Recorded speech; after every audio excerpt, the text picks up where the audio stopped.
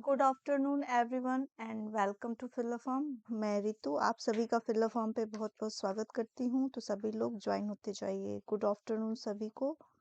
जय Shri Krishna, Radhe Radhe. Shaheen, Rohit, Prince and Priyanka सभी को गुड आफ्टरनून। सीटीपी की क्लास स्टार्ट हो चुकी है तो सभी लोग जल्दी जल्दी ज्वाइन होते जाइए।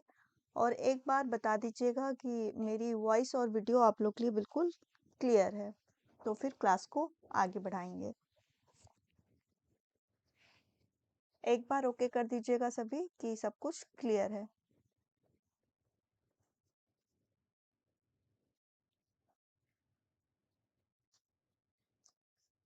कैसी चल रही है आप सबकी तैयारी? किसके किसके डेट क्लियर हो गए हैं एग्जाम के?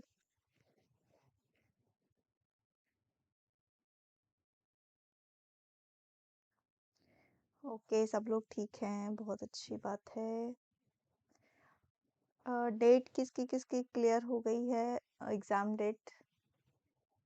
वॉइस कम आ रही है। क्लियर है, ओके ठीक है। अभी थोड़ा सा सही हो जाएगा, क्लास जैसे स्टार्ट होगा तो वॉइस बिल्कुल सही हो जाएगी। ठीक है। अभी भी कम आ रही है क्या वॉइस?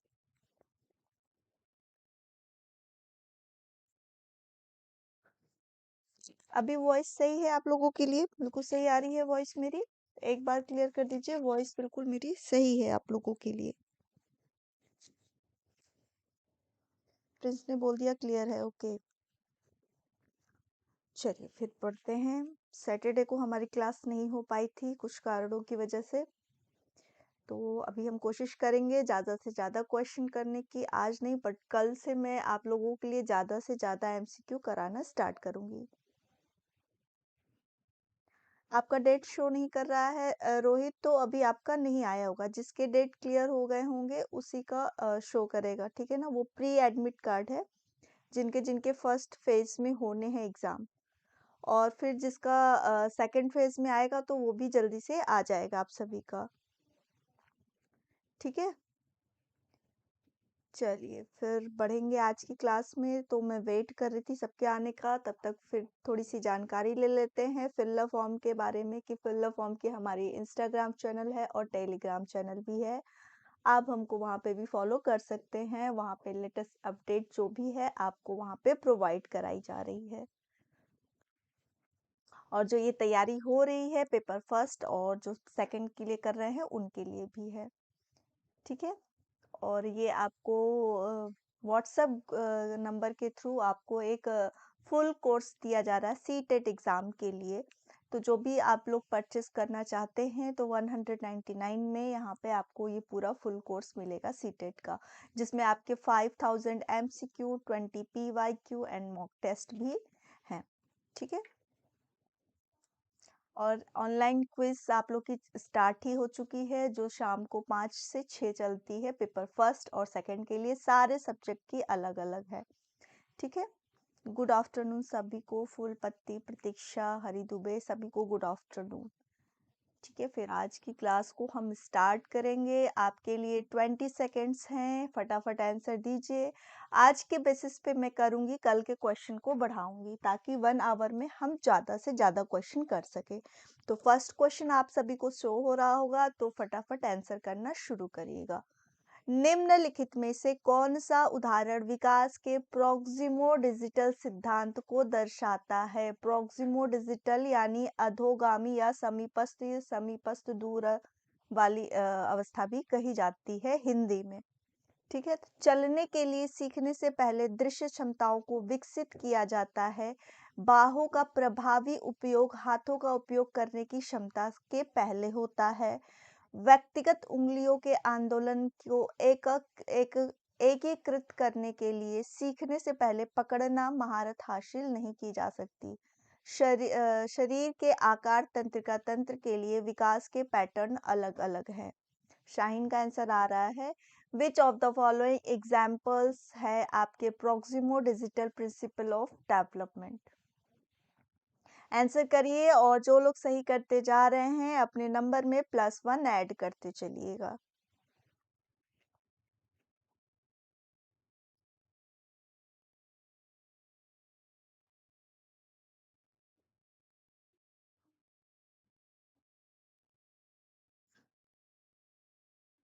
इसका जो राइट आंसर होगा वो होगा सेकंड आंसर। मैंने बताया था कि आप हाथों के उपयोग से पहले अपने आर्म्स को पहले करते हैं ना, प्रॉक्सिमो डिजिटल यानी केंद्र से बायों की तरफ जाते हैं। ठीक है, इसका जो राइट आंसर होगा वो होगा आपका सेकंड। गुड आफ्टरनून शिखा। तो इसका जो राइट आंसर है वो है आपका सेकंड। ठीक है ना, बाहों का प्रभावी उपयोग हाथों के उपयोग करने पहले बताया था ना, हैंड पहले भुजाओं को फिर हैंड को उसके बाद फिंगर्स को यूज करते हैं। तो ये है आपका प्रॉक्सिमो डिजिटल। ठीक है ना, पहले ग्रॉस मोटर हमारे डेवलप होंगे फिर हम फाइन मोटर की तरफ जाते हैं। थर्ड है आपका डेवलपमेंट चेंजेस, विकासात्मक परिवर्तन एक व्यवस्थित और अनुक्रमित तरीके से हो शैशवावस्था में बहुत तेज गति से होते हैं और फिर किशोरावस्था तक कोई विकास नहीं होता है। हमेशा सर्पिल तरीके के बजाय यानी जो टेढ़े मेढ़े होने के बजाय रैखिक तरीके से सीधी लाइन में होते हैं। किशोरावस्था तक आगे के तरीके से होते हैं और फिर पीछे की ओर बढ़ जाते हैं। क्वेश्चन नंबर 2 का सभी आंसर करिएगा और जो सही कर रहे हैं अपने नंबर में +1 ऐड कर लीजिएगा। फर्स्ट के लिए सभी ने सी आंसर किया था।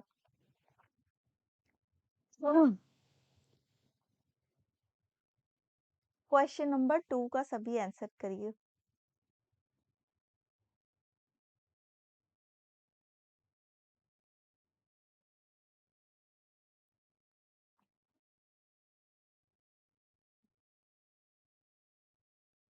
इसमें बबलू जी का आया है आंसर। शाहीन, ओके। इसका जो राइट आंसर होगा वो हमारा फर्स्ट होगा। ठीक है ना, एक व्यवस्थित और अनुक्रमिक तरीके से होता है, शैशवावस्था में बहुत तेज गति से होता है फिर किशोरावस्था तक ऐसा विकास। आप लोगों ने पढ़ा है कि विकास एक कॉन्टिन्यूअस प्रोसेस है और ये हमारे बच्चा जब से माँ के गर्भ में होता है और जब तक व्यक्ति कब्र में नहीं जाता तब तक ये विकास चलता रहता है। तो राइट ऑप्शन जो हमारा होगा वो ए होगा। ठीक है, हाँ। तो जितने लोग सही करते जा रहे हैं अपने नंबर में +1 ऐड कर लीजिएगा। थर्ड क्वेश्चन देखते हैं। पर्यावरण और वंशानुगत कारकों की परस्पर क्रिया विकल्पों के लिए जिम्मेदार है। केवल शारीरिक विकास, केवल संज्ञानात्मक विकास, शारीरिक और संज्ञानात्मक विकास, शारीरिक सामाजिक और संज्ञानात्मक विकास। थर्ड का आंसर करिएगा।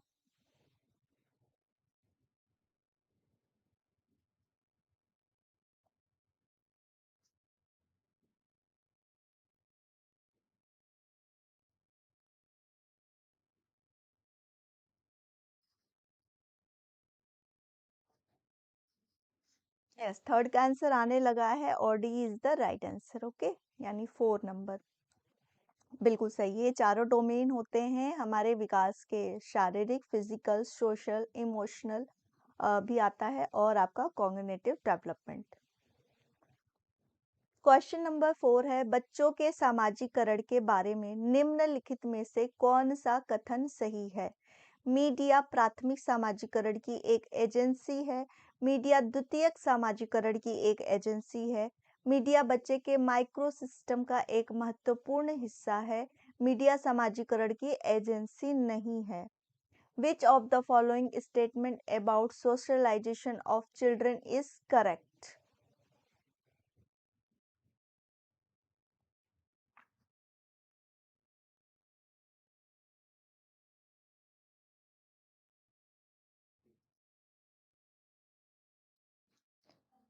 बिल्कुल सही है। इसका आंसर जो है सेकंड ही सही है कि मीडिया हमारी द्वितीयक समाजीकरण की एजेंसी है। बिल्कुल सही है। जितने सही करते जा रहे हैं अपने नंबर में +1 ऐड कर लीजिएगा। ठीक है, गुड आफ्टरनून बबली। चलिए क्वेश्चन नंबर 5 पे पढ़ते हैं। पियाजे के सिद्धांत में एक समय में किसी वस्तु की केवल एक विशेषता पर ध्यान केंद्रित करने की प्रवृत्ति क्या कही जाती है? केंद्रीकरण, प्रतिवर्तिता, अहंकारवाद या फिर जीववाद? In Piaget's theory of the tendency to focus attention on only characteristics of an object at a time is referred to as centration, reservability, egocentrism या फिर animism. Question number 5.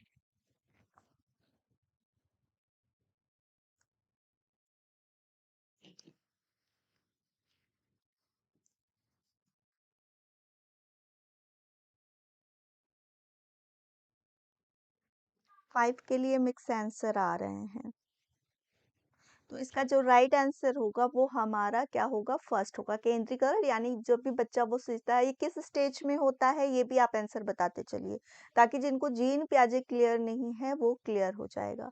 ठीक है, ये किस स्टेज में सेंट्रेशन की क्वालिटी होती है, ये किस स्टेज की बात हो रही है?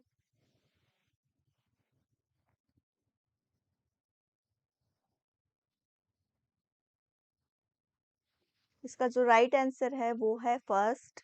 और आप बताइए कि जो सेंट्रेशन है, केंद्रीकरण, ये किस स्टेज की बात हो रही है? फर्स्ट स्टेज, प्री ऑपरेशनल से बिल्कुल, माही ने बिल्कुल सही आंसर किया। ये first stage sensory motor stage होता है, उस समय ये चीज नहीं होता है, ये 0 to 2 ईयर होता है। और जो प्री ऑपरेशनल होता है 2 to 7 ईयर होता है।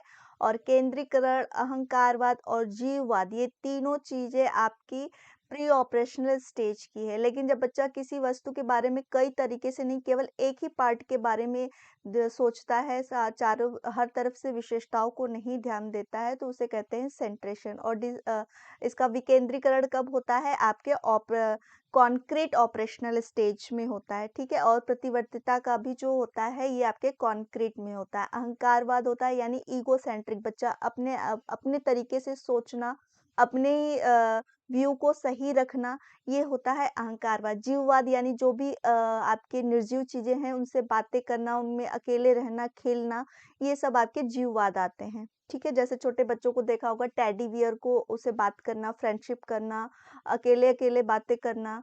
ठीक है ना, ये सब ईगोसेंट्रिक और जीववाद के एग्जाम्पल हैं। ये आपके प्री ऑपरेशनल स्टेज के क्वालिटीज हैं। तो इन इससे भी क्वेश्चन बनते हैं कि जीववाद आपके किस स्टेज में आता है? तो प्री ऑपरेशनल स्टेज। ईगोसेंट्रिक कब होता है? तो प्री ऑपरेशनल स्टेज। और केंद्रीकरण कब होता है? आपका प्री ऑपरेशनल स्टेज। तो तीनों इस चीजों को ध्यान में रखिए, क्वेश्चन को घुमा के कई बार पूछा जाता है। ठीक है, चलिए क्वेश्चन नंबर 6। प्याजे के संज्ञानात्मक चरण की सही मिलान जोड़ी चुने और यह विशेषता को परिभाषित कर रहा है। प्री ऑपरेशनल स्टेज एनिमिज्म यानी जीववाद, सेंसरी मोटर आपके प्रतीकात्मक विचार, ठोस परिचालन चरण स्थगित नकल, और औपचारिक परिचालन चरण यानी केंद्रीकरण। आपके विशेषताओं को उलट पलट कर पूछा गया है, तो आपको सही मैच बताना है कि कौन से स्टेज की कौन सी विशेषता है, आपको उसको सही बताना है। तो बताइए।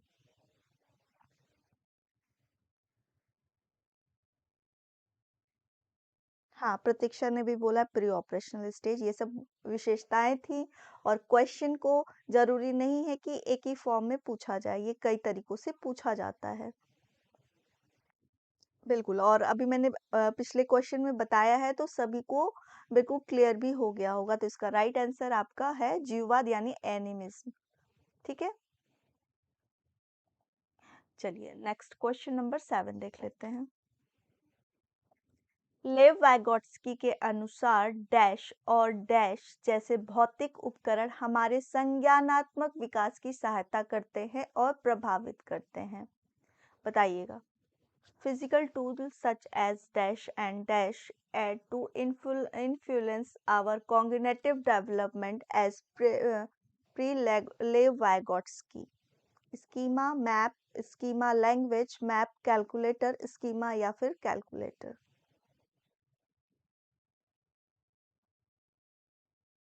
क्वेश्चन नंबर 7 का सभी आंसर करिएगा।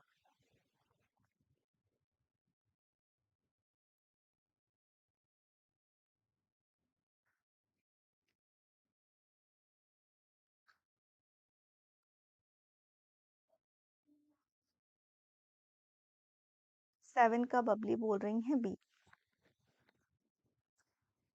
बाकी सब भी आंसर करिए, सभी का पार्टिसिपेशन जरूरी है, सभी के डाउट्स भी क्लियर होते जाएंगे। ठीक है ना, तो इसका जो राइट आंसर होगा वो होगा हमारा थर्ड होगा। स्कीमा की बात सभी को पता है, जीन प्याजे ने कही है। ठीक है, भाषा को देख के सभी कंफ्यूज हो रहे हैं, इसलिए सभी ने आई थिंक इसलिए बी लगाया है। लेकिन अनुसार नक्शे और डैश कैलकुलेटर यानी गणना जैसी भौतिक उपकरण हमारे संज्ञानात्मक विकास में सहायता करती हैं, तो राइट आंसर जो होगा हमारा सी होगा। ठीक है, हाँ 7th का सी होगा। तो क्वेश्चंस को देखिए, भाषा पे सब भी जाके उसको आंसर कर दिए, बट स्कीमा की जो बात कही है जीन प्याजे जी ने कही है। ठीक है, चलिए। लेव वाइगॉट्स्की के विचार में निजी भाषण एक महत्वपूर्ण सामाजिक कार्य करता है, बच्चों के संज्ञानात्मक विकास में बाधा डालता है, बच्चों के अहंकारपूर्ण सोच है, कोई संज्ञानात्मक कार्य नहीं है। गुड आफ्टरनून सविता, लेट हो गई आप। इन लेव वाइगॉट्स्की व्यूज प्राइवेट स्पीच। आपके एग्जाम है परसों, तो कैसी चल रही है आपकी तैयारी? सेंटर पे तो आपको एक दिन पहले जाना पड़ेगा, यानी बनारस। गुड आफ्टरनून, हाँ आज सबको लेट हो गया, क्वेश्चन निकल गए हैं, तो एक बार पीछे फिर से देख लीजिएगा बाद में। ठीक है, हाँ बिल्कुल सही आ रहा है इसका आंसर। 8 का जो है वो फर्स्ट ही होगा। चलिए, question number 9। Which of the following characteristics a progressive classroom. आपको बताना है प्रोग्रेसिव क्लासरूम की विशेषता, उसको सही ऑप्शन आपको ढूंढना है, तो इसमें आपको चूज करना है। ठीक है, availability of variety of material, range of activities and tasks, following methods of direct instruction, focus on memorization and recall। तो सही ऑप्शन को आपको चुन के बताना है। हाँ हाँ सबिता, वही मैं बोली कि एक दिन पहले आपको पहुंचना पड़ेगा, कल ही निकलना पड़ेगा बनारस के लिए। एडमिट कार्ड आपका नहीं आया है, आपका डेट क्लियर है क्या? जिनके डेट अभी नहीं क्लियर हैं उनके अभी एडमिट कार्ड नहीं आए होंगे। ठीक है मंजूषा, जिनके डेट 28 को एग्जाम है उन्हीं के एडमिट कार्ड आए होंगे। निम्नलिखित में से कौन सा एक प्रगतिशील कक्षा की विशेषता है? विभिन्न प्रकार की सामग्रियों की उपलब्धता, गतिविधियों और कार्यों का प्रावधान, प्रत्यक्ष अनुदेशन की निम्नलिखित विधि, याद रखने और याद करने पर ध्यान केंद्रित करना। यस, 9 का जो आंसर है वो हमारा फर्स्ट ही सही होगा। ठीक है, फर्स्ट। चलिए, क्वेश्चन नंबर 10। और कहीं डाउट हो तो आप लोग पूछ भी लेना। ठीक है, देखते हैं, निम्नलिखित में से कौन सा कोहलबर्ग के चरणों की उनके अंतर्निहित सिद्धांतों के साथ सही ढंग से मेल खाने वाली जोड़ी है? सार्वभौमिक नैतिक सिद्धांत, सजा से बचना, अच्छा लड़का अच्छा लड़की अभिविन्यास, आदर्श पारस्परिकता, लॉ एंड ऑर्डर ओरिएंटेशन, पक्षों का समान आदान प्रदान करना, सामाजिक अनुबंधन अभिविन्यास, विवेक के स्व चुने हुए नैतिक सिद्धांत। सही मेल जो है आपको सही मैच को ढूंढना है। Which of the following is correctly matched pair of Kohlberg stage with their underlining principle. Underlying principles आपको बताना है। क्वेश्चन नंबर 10, सभी क्वेश्चन नंबर डाल के करिएगा कि कौन से क्वेश्चन का आंसर कर रहे हैं। 9 के लिए हाँ सही था। ठीक है, बहुत अच्छा आंसर आ रहा है सभी का।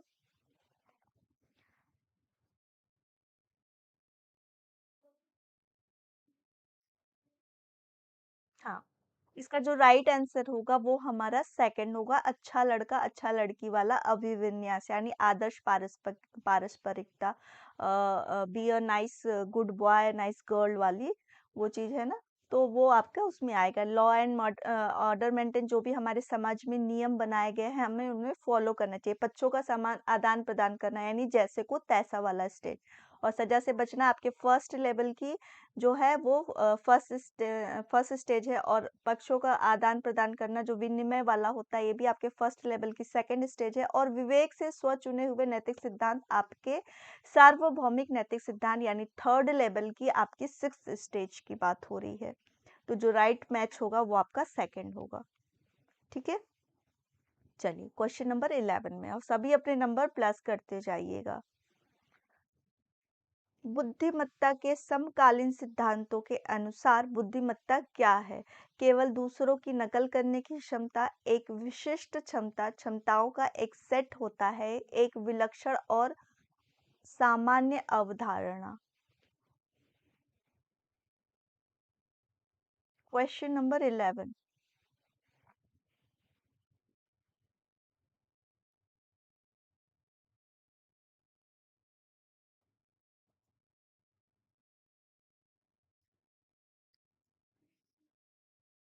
ओके, हरी दुबे जी का +8 है।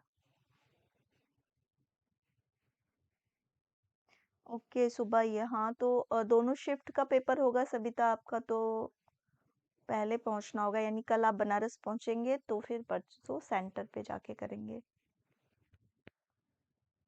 11 का आंसर आने लगा है, तो इसका जो होगा अ सेट ऑफ कैपेबिलिटी, ठीक है ना। बुद्धिमत्ता का जो समकालीन सिद्धांतों के अनुसार बुद्धिमत्ता जो है क्षमताओं का एक सेट है। तो राइट आंसर जो होगा हमारा थर्ड होगा। चलिए क्वेश्चन नंबर 12। शिक्षकों को गैर अनुरूपवादी लिंग भूमिकाओं में पुरुषों और महिलाओं के चित्रण पर चर्चा करनी चाहिए। चुनौती लिंग भूमिका लचीलापन, लिंग को चुनौती देना स्टीरियोटाइपिंग यानी रूढ़िवादिता, लिंग पूर्वाग्रह को बढ़ावा देना, लैंगिक भेदभाव को बढ़ावा देना। टीचर शुड डिस्कस आपके है मैन और and women in non conformist gender role two. Teacher को क्या करना चाहिए, कैसे करना चाहिए उसको, यानी गैर पारंपरिक भूमिकाओं में लड़के को लड़की का रोल देना, लड़की को लड़के का रोल देना, ऐसा करना, ये क्या होता है, लिंग को चुनौती देना, जो स्टीरियोटाइप है रूढ़िवादिता को कम करना। तो जो राइट आंसर होगा वो हमारा सेकंड होगा। ठीक है,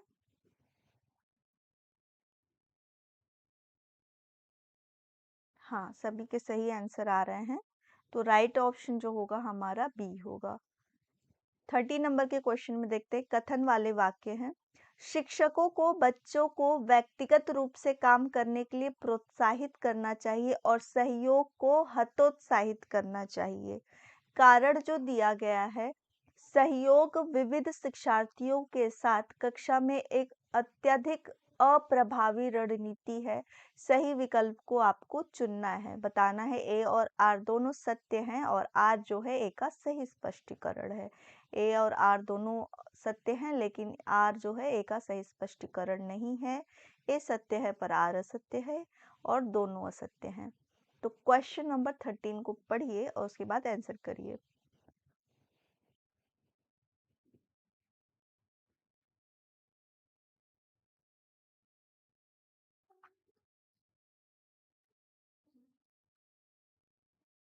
बहुत अच्छा, बबली 13 का एक क्यों होगा?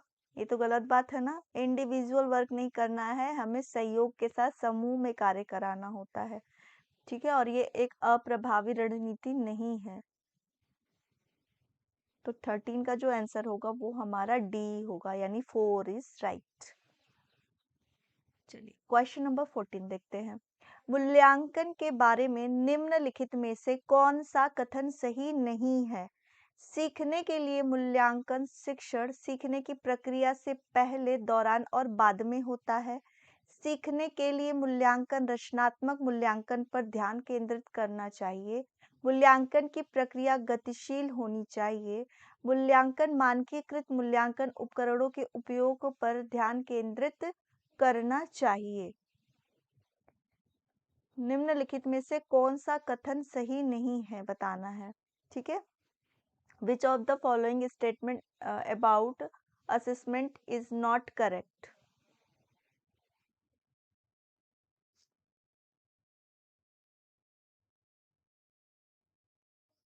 बहुत अच्छा, सबिता, माही, मंजूषा, शिखा। हाँ, सभी का आंसर आ रहा है, बहुत अच्छा, सही आंसर आ रहा है। आप लोग में से बताइए कि कॉन्टिन्यूअस एंड कंप्रोहेंसिव आपका इवोल्यूशन क्या है? ठीक है, मूल्यांकन के बारे में पूछा था तो थोड़ा सा डिस्क्राइब भी कर लेते हैं कि मूल्यांकन में सतत और व्यापक मूल्यांकन क्या है, कौन बताएगा? सतत और व्यापक मूल्यांकन क्या है? सीसीए करके जो आता है ना, आपका सीसीई करके ना, कॉन्टिन्यूअस कंप्रोहेंसिव एवोल्यूशन। इम्पोर्टेंट है, आपके मूल्यांकन से काफी बार यही पूछा जाता है। असेसमेंट में जो आपका आता है, assessment for learning, assessment of learning और असेसमेंट एज लर्निंग। और जो हमारा मूल्यांकन होता है ये दो तरह से होता है, रचनात्मक और योगात्मक। रचनात्मक आपका फॉर्मेटिव हो गया, और हाँ, और आपका योगात्मक मूल्यांकन समेटिव हो गया। असेसमेंट जो आपका फॉर्मेटिव होता है, ये जब से हमारा स्कूल की प्रक्रिया शुरू होती है, स्टार्टिंग क्लास से एंड लास्ट तक जब होती है, ये पढ़ाई के दौरान, पढ़ाई के बाद हमेशा चलती रहती है। और योगात्मक मूल्यांकन हमारे जैसे हाफ ईयरली, फाइनल एग्जाम ये होते हैं। हाँ, बिल्कुल, सतत हो गया जो कभी नहीं रुकने वाला, यानी जब से हमारी टीचिंग प्रोसेस शुरू होती है, टीचिंग लर्निंग, तब से ये स्टार्ट होती है और ये एंड ऑफ द सेशन तक चलती रहती है। ये हो गया आपका कॉन्टिन्यूअस यानी सतत चलने वाली। और जो होता है आपका कॉम्प्रोहेंसिव यानी व्यापक, यानी जो आप क्लास के अंदर असेसमेंट करते हैं, उसके अलावा भी क्लास के बाहर भी हमारी एक्टिविटीज़ होती हैं, जो भी ग्रुप प्रोग्राम होते हैं, खेलना हो गया, स्पीच हो गया, डिबेट हो गया, जो भी आपके अदर एक्टिविटीज़ क्लास में कराए जाते हैं, उनको भी हम, यानी शिक्षा के साथ गैर शैक्षिक प्रक्रियाएं भी उसमें मूल्यांकित होती हैं, उन सबको ध्यान में रखा जाता है। तो इसीलिए इसे सतत और व्यापक कहा गया, ना केवल क्लास में जो असेसमेंट करते हैं वो नहीं, क्लास के बाहर भी जो हमारी गतिविधियां होती हैं उन पर भी हम मूल्यांकन करते हैं। ठीक है, तो ये हो गया हमारा सतत और व्यापक मूल्यांकन। और बता दिया दो तरह के मूल्यांकन होते हैं, एक आपका फॉर्मेटिव होता है, एक समेटिव होता है। आपका फॉर्मेटिव क्लास के दौरान ही चलता रहता है, ये असेसमेंट जब हम पढ़ाते हैं उसमें हम लर्नर के को भी सुधारते हैं, और लर्नर को कुछ नहीं समझ में आया तो अपने टीचिंग मेथड्स को भी चेंज करके उसे समझाने की कोशिश करते हैं। ठीक है, तो अगर हम असेसमेंट में अगर सबसे बेस्ट मानेंगे तो हमारा फॉर्मेटिव असेसमेंट सबसे बेस्ट होता है, जो कि ये पूरे पढ़ाई के दौरान चलता रहता है। क्लियर है? तो आई थिंक अब आपको मूल्यांकन से कोई डाउट नहीं होगा, जहां से क्वेश्चन अक्सर बनते हैं वो मैंने बता दिया। हाँ, बिल्कुल बिल्कुल माही, सही है आपका। फरहान ने भी बहुत अच्छा आंसर किया है, तो सभी को इसमें क्लियर हो गया है। तो फोर्थ हमारा जो होगा वही हमारा राइट होगा, जो नहीं है। ठीक है ना? चलिए क्वेश्चन नंबर 15 देखते हैं। निम्नलिखित में से कौन सा वैचारिक समझ और आलोचनात्मक सोच को बढ़ावा देने के लिए एक प्रश्न का उदाहरण है? आपके क्रिटिकल थिंकिंग की बात हर बार होती है, हर बार क्वेश्चन में आता है, तो इसको थोड़ा सा ध्यान में रखिए। क्रिटिकल थिंकिंग जहाँ पे हम ज्यादा चीजों को सोच सकते हैं, अपनी सोच में ज्यादा परिवर्तन ला सकते हैं, एक से ज्यादा आंसर हम अपनी तरीके से दे सकते हैं, यानी कह सके डाइवर्जेंट थिंकिंग। ठीक है, भारत का सबसे बड़ा राज्य कौन सा है? केवल राज्य का कुल क्षेत्रफल कितना है? समाज को समावेशी बनाने के लिए क्या उपाय किए जाने चाहिए, या प्रकाश संश्लेषण क्या है? क्रिटिकल थिंकिंग हम किस पे करेंगे, उसका एक एग्जाम्पल आपको बताना है कि कौन सा करेक्ट है।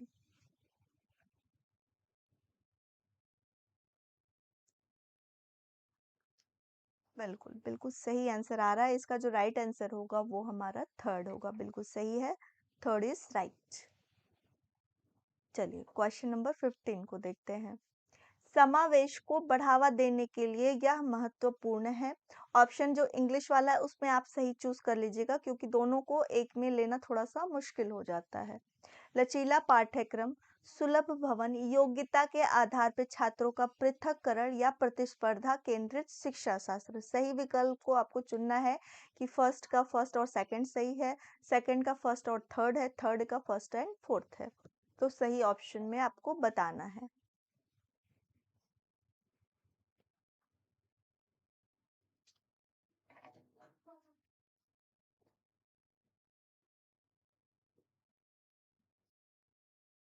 समावेश को बढ़ावा देने के लिए यह महत्वपूर्ण है। To promote inclusive in it is important to have.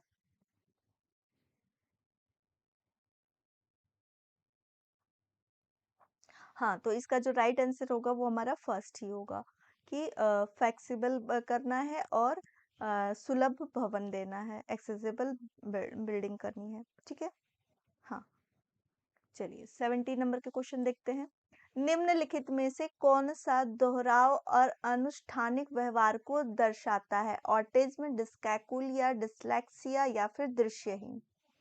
Which of the following characteristics repetitive and ritualistic uh, ritu- ritualistic behaviors?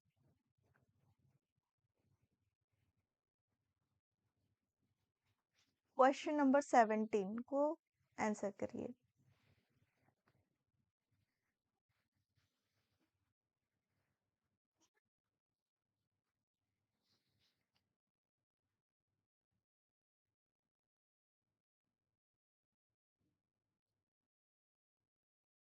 हाँ, इसका जो राइट आंसर होगा वो हमारा ए ही होगा, ऑटिज्म। ठीक है। हाँ,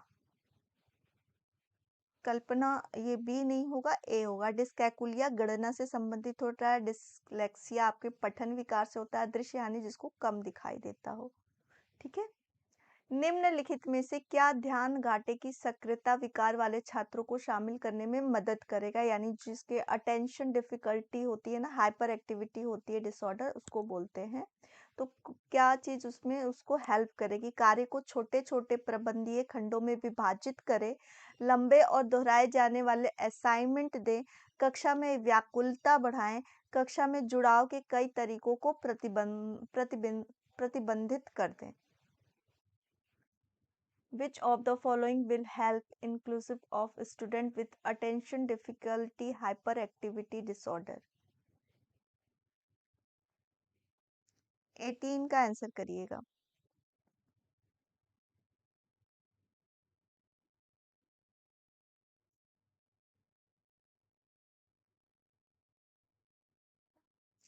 मदद करेगा पूछ रहा है आपसे, तो वैसे बच्चे क्या होता है, ये इनमें क्या डिफिकल्टी होती है, ये एक जगह कोई भी कार्य स्थिर से बैठ के नहीं कर सकते। इनके अंदर बहुत ज्यादा बेचैनी चंचलता होती है, क्लास में कभी स्थिर नहीं बैठ सकते, कुछ नहीं सुन सकते, हाथ पैर हमेशा हिलाना, एकाग्रता नहीं होती है।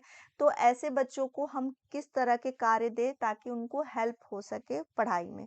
तो ऐसे बच्चों को हेल्प करने के लिए कार्य को छोटे प्रतिबंधीय खंडों में, छोटे छोटे टुकड़ों में, क्योंकि वो एक लगातार बैठ नहीं सकते, किसी चीज पे ध्यान केंद्रित नहीं कर सकते, वो परमानेंट एक जगह नहीं रह सकते हैं, एक्टिविटी ज्यादा होती है, हाइपर एक्टिविटी होती है।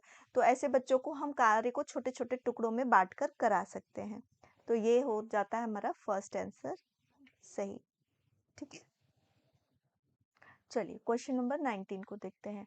आर्थिक रूप से कमजोर वर्गों के छात्रों के सफल समावेश के लिए एक शिक्षक को चाहिए बच्चों के सामाजिक वर्ग के साथ सीखने की क्षमता को सहसंबंधित करें, उन्हें कम उम्मीद के साथ एक अलग खंड में रखें, उनकी सामाजिक आर्थिक पृष्ठभूमि का सम्मान करें और विचार करें, केवल प्रमुख संस्कृतियों से संबंधित उदाहरणों का उपयोग करें। क्वेश्चन नंबर 19 का आंसर करिएगा।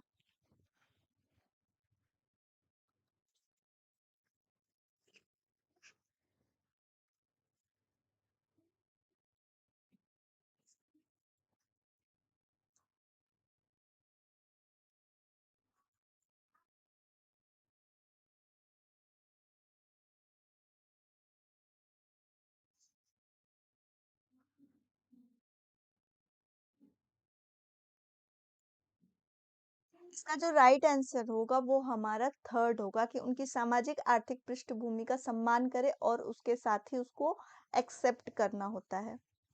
ठीक है, इसका जो राइट आंसर होगा वो हमारा सी होगा, ना कि ए होगा।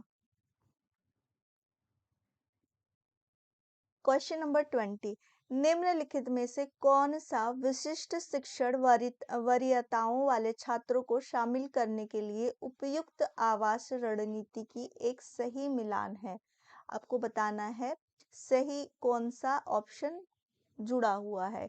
काइनेस्थेटिक जो हो गया, सामग्री को जोर से पढ़ें, श्रवण पुस्तकों नोट्स के मुख्य बिंदुओं को हाईलाइट करें, स्पर्श सामग्री के मौखिक सारांश के लिए पूछें, दृश्य सामग्री को व्यवस्थित करने के लिए नक्शे और प्रवाह चार्ट का उपयोग करें। क्वेश्चन नंबर 20 है कि विशिष्ट शिक्षण वरीयताओं वाले छात्र यानी जिसमें किसी तरह की प्रॉब्लम है, उसे किस तरह की शिक्षा को हम देंगे, किस तरह से उसको सुविधाएं उपलब्ध कराएंगे। तो आपको बताना है राइट आंसर।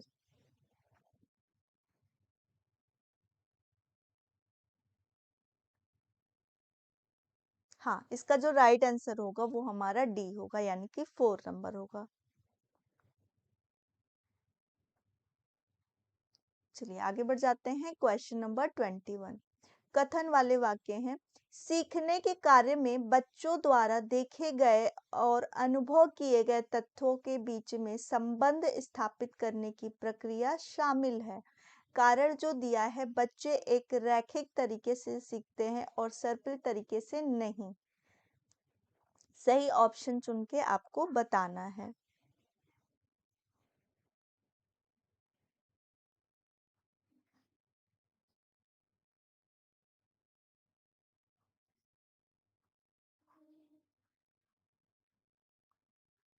क्वेश्चन नंबर 21 का आंसर करिएगा।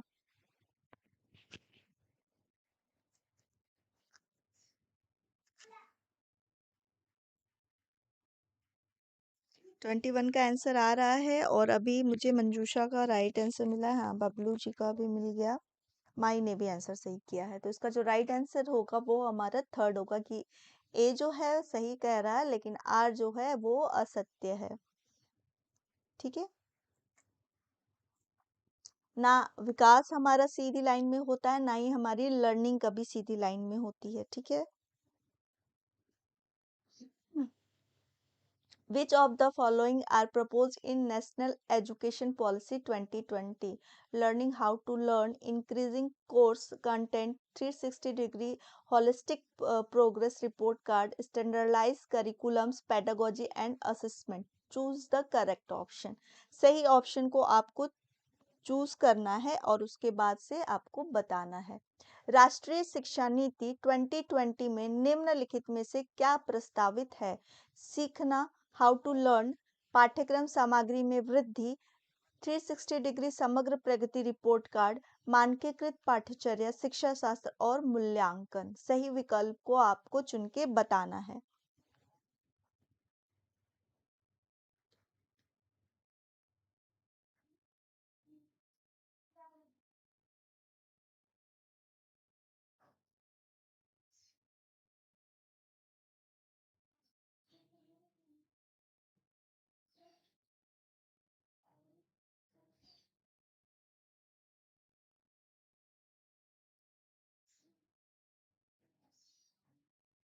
इसका जो राइट ऑप्शन होगा वो हमारा सेकंड होगा, फर्स्ट एंड थर्ड।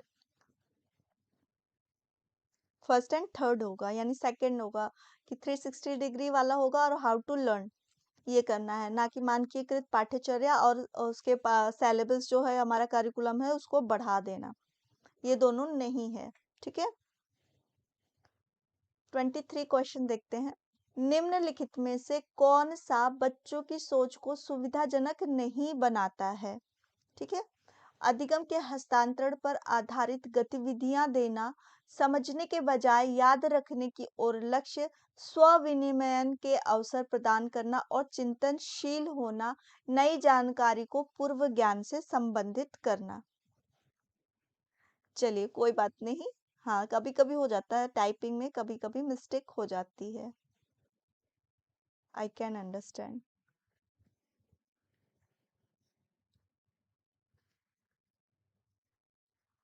23 का आंसर करिएगा।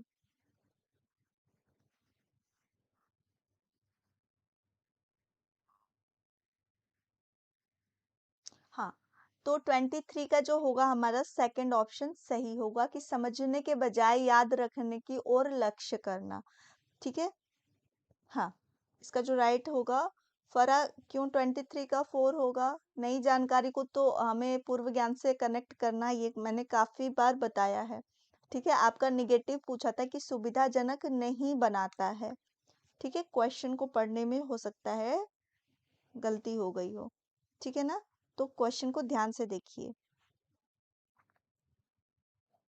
क्वेश्चन नंबर 24, आपको बताना है डैश और डैश वातावरण की स्थापना सीखने के एक अनिवार्य हिस्सा है।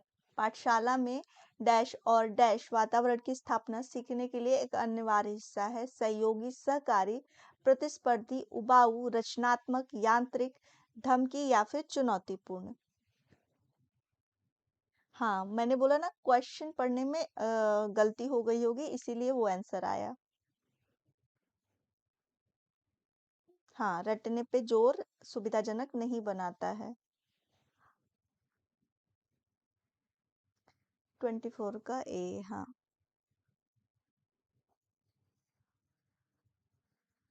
हाँ, बिल्कुल सही आंसर आ रहा है इसके लिए। इसका जो राइट ऑप्शन होगा वो हमारा फर्स्ट ही सही होगा। ठीक है।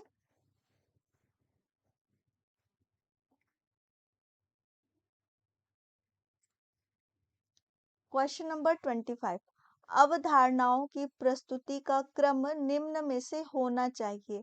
अनुप्रयोग आधारित से समझ आधारित, उच्च क्रम से निचले क्रम तक, कॉन्क्रीट यानी मूर्त के लिए सार, या सरल से जटिल होना चाहिए। सीखने का जो अनुक्रम हो, जो अवधारणा को हम प्रस्तुत करते हैं, वो हमें किस क्रम में प्रस्तुत करना चाहिए। क्वेश्चन में आपसे ये पूछा था, sequence of presentation of concept should be for.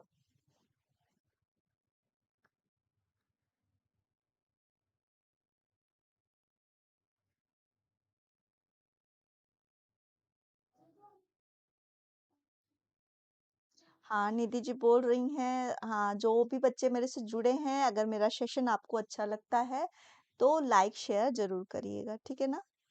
वही में हमारे लिए तो आपका लाइक और शेयर ही इम्पोर्टेंट है ना, कि हमारे बच्चे हमें पसंद करते कि नहीं, जो हम पढ़ा रहे हैं वो आपके लिए सही जा रहा है या नहीं। हाँ, 25 का जो राइट आंसर होगा वो हमारा फोर्थ होगा, सरल से जटिल।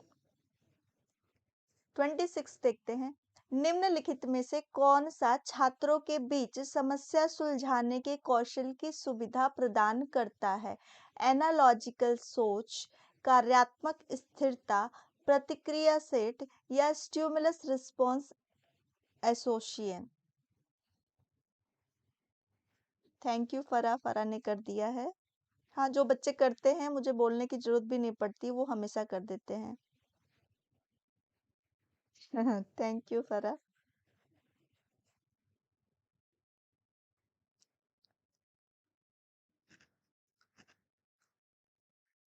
कौन सी ऐसी चीज है सोच जो बच्चों में सुविधा प्रदान करता है?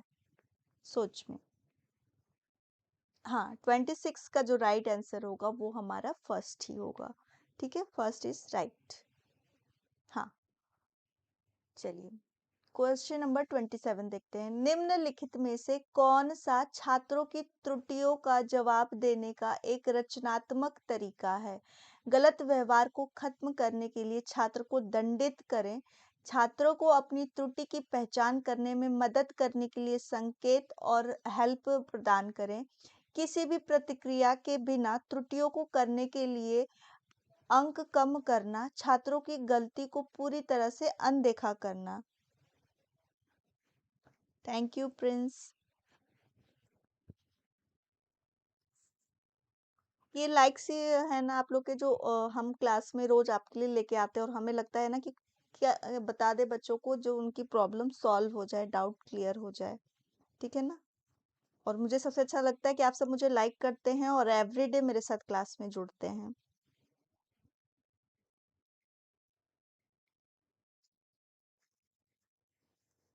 27 का बी।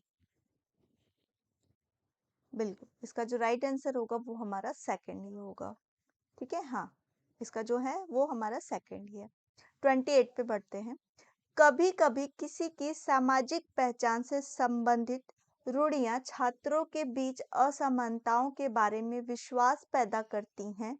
शिक्षक इन नकारात्मक रूढ़ियों को प्रभाव को दूर कर सकते हैं। किस तरह से कर सकते हैं? छात्र को बताना कि सीखना एक बेकाबू प्रक्रिया है। ऐसे उदाहरण देना जो इंगित करता है कि रूढ़ियां सत्य हैं।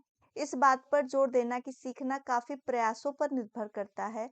छात्रों के बीच लगातार पुरस्कार और दंड का उपयोग करें।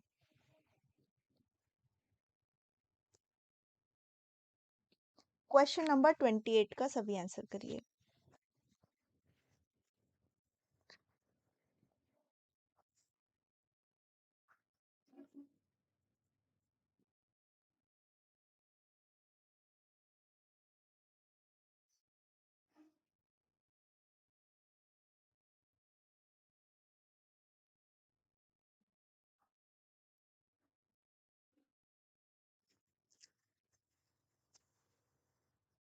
सेवेंटीन का था भी।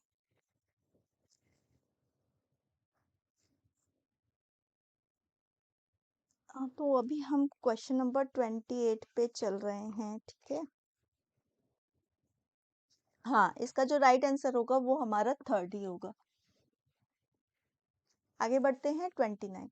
एक छात्र परीक्षा में अंतिम रैंक से बचने के लिए अध्ययन कर रहा है। यह इसका उदाहरण है। दृष्टिकोण उन्मुख निपुणता लक्ष्य, परिहार उन्मुखता महारत लक्ष्य, दृष्टिकोण उन्मुख प्रदर्शन लक्ष्य या फिर परिहार उन्मुख प्रदर्शन लक्ष्य। A student is studying to avoid last rank in exam. This is an example of approach-oriented mastery goals, avoidance-oriented mastery goal, approach-oriented performance goal, avoidance-oriented performance goal. Sanskrit का सॉरी, मेरा ना संस्कृत पेपर नहीं है। अमर सिंह, ठीक है ना। मैं संस्कृत तो मेरी खुद ही बहुत वीक है। लेकिन संस्कृत के लिए आप नीतू मैम की क्लास देख सकते हैं। नीतू मैम संस्कृत की क्लास लेती हैं और वो सुबह में 9 बजे नेट की क्लास लेती हैं। तो आप जाके वहाँ पे उनसे पूछ सकते हैं। उनकी स्पेशल क्लास चलती है संस्कृत की, तो आप वहाँ पे जाके उनसे कांटेक्ट कर सकते हैं। ठीक है, जिन बच्चों को संस्कृत में प्रॉब्लम है। इसका जो राइट ऑप्शन होगा वो हमारा फोर्थ होगा, परिहार। वो बचने के लिए कर रहा है। अवॉइडेंस क्या होता है? हम किसी चीज को अवॉइड करते हैं उस चीज से बचने के लिए। तो उन्मुख प्रदर्शन लक्ष्य, परिहार उन्मुख प्रदर्शन लक्ष्य होगा, क्योंकि वो अंतिम रैंक से बचने का अध्ययन कर रहा है। ठीक है,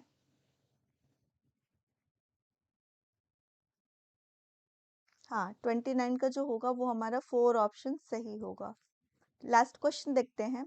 अभिकथन यानी जो कथन है, प्रभावी शिक्षण सीखने की प्रक्रिया के लिए स्कूल और समुदाय में जीवन को किसी भी तरह से जोड़ा नहीं जाना चाहिए। कारण जो दिया है, स्कूल और समुदाय को जोड़ना सामाजिक भागीदारी के लिए छात्रों के अवसरों को सीमांकित करता है। तो राइट ऑप्शन आपको बताना है।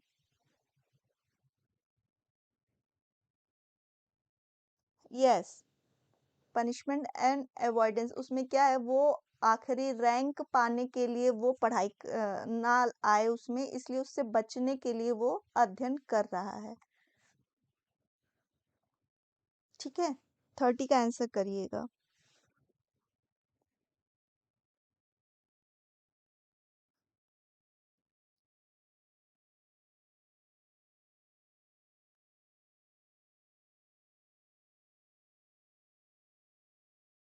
इसका जो राइट ऑप्शन होगा वो क्या होगा? 30 का।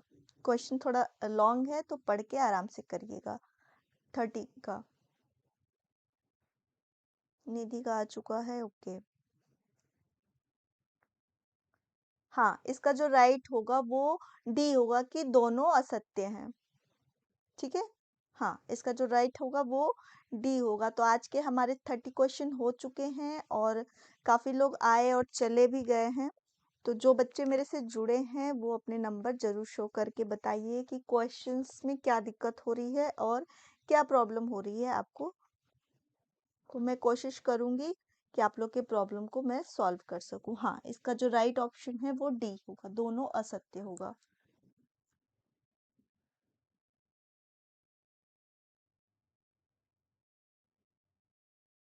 ठीक है, कल से हम कोशिश करेंगे ज्यादा से ज्यादा क्वेश्चन करने के लिए। आज मैंने इसलिए 30 रखे कि मैं देखना चाह रही थी कि 1 आवर में हमारे 30 क्वेश्चन हो पाते हैं या नहीं। बहुत अच्छा, हरी दुबे जी ने 27 किया है, बहुत अच्छा। मंजूषा 27, 29, ओके, 1 क्वेश्चन। माही 26, माही का हमेशा 26, 25, 28, 29 रहता है। ओके, थैंक यू निधि। और किसी भी तरह की प्रॉब्लम हो, क्योंकि एग्जाम बहुत पास में है, कभी भी आ सकता है आप सब, तो आप सब फ्री हैं कोई भी क्वेश्चन पूछने के लिए। तो मैं चाहूंगी कि क्लास में ही आपके कंप्लीट करा दूं पूरे। ठीक है, okay, thank you all of you. और फिर कल हम करेंगे, इससे भी ज्यादा क्वेश्चन को करेंगे ताकि हमारे सारे क्वेश्चन कंप्लीट हो सके। ठीक है, thank you everyone. Babli, okay. हाँ, मुझे खुद भी अच्छा नहीं लग रहा था, 2 दिन से क्लास नहीं हो पाई थी। एक्चुअली मैं 24 को क्लास लेने के लिए रेडी थी, बस किसी वजह से मुझे तुरंत बाहर जाना पड़ा, इसलिए मैं क्लास नहीं ले पाई थी। ठीक है, इसलिए मैं सोच रही हूँ वो 2 दिन क्लास नहीं हुए हैं, तो उसमें मैं आपके ये जो 4 दिन बचे हैं इसमें ज्यादा से ज्यादा क्वेश्चन करा दूं। ठीक है, और आप लोग एक बार जरूर बताइएगा जिसका एडमिट कार्ड आ गया है, जैसे सबिता ने बता दिया है, आप लोग में से किसी का भी डेट क्लियर हो जाता है तो आप जरूर बताइएगा कि आपका नेक्स्ट डेट वाली एग्जाम कब है। ठीक है, चलिए, तो सभी अपना ध्यान रखिए और प्रैक्टिस को हमेशा करते रहिए। मैं हमेशा बार बार बोलती हूँ कि आप लोग प्रैक्टिस सेट जरूर लगाइएगा, क्योंकि यही आपके लिए सबसे बड़ा, वो कहते हैं ना, एग्जाम का हथियार वही है। उसी से आपका सबसे ज्यादा क्वेश्चन सॉल्व भी होने वाले हैं और आपके डाउट्स भी क्लियर होने वाले हैं। ठीक है, तो एक बार सभी अपने प्रैक्टिस सेट घर पे जरूर लगाइएगा। ठीक है, तो थैंक यू।